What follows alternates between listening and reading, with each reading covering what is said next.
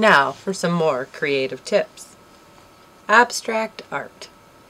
Now you don't have to be Picasso or have his imagination to create an abstract art painting. In a sense, abstract art is the most forgiving style of all, because anything goes, as long as your abstract artwork can give you the feeling you have expressed yourself. So fetch your paintbrush right now and a sheet of paper.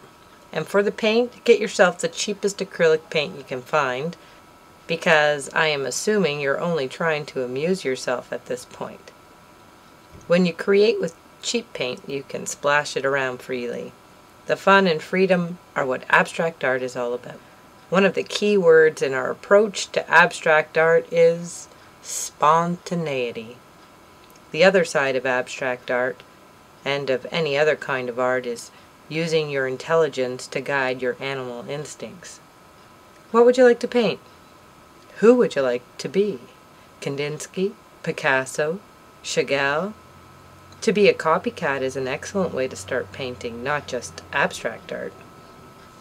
You can also go about it in a different way, depending on how abstract you want your painting to be.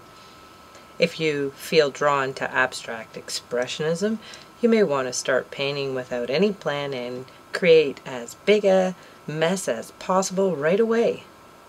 That is, you paint random forms by instinct, without any preconceived plan. With this approach, it's important to know when to stop and start thinking about what you've done. Don't assume you can finish your painting in one go. It takes discipline and judgment to know when to stop and wait for new insight and ideas. So suppose you have made a start with making a painting that looks expressive. One possible way to elaborate on it is to take a small sized brush and try to accentuate the most relevant elements of your painting.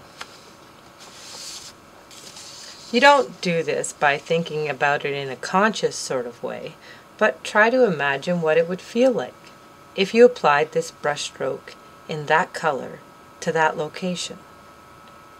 Color is indeed one of the most effective ways to capture a feeling.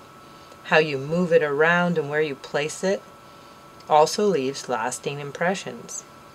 When the dark, heavy color is mostly on the top half of the piece, then it displays an overwhelming feeling.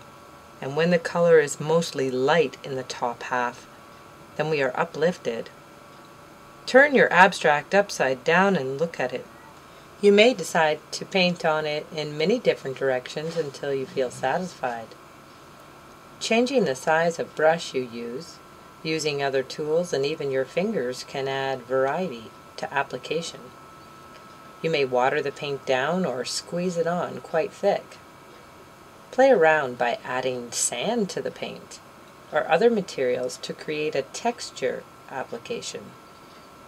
You can use a rag or a plastic bag to press into the paint to make patterns, or simply move the paint around.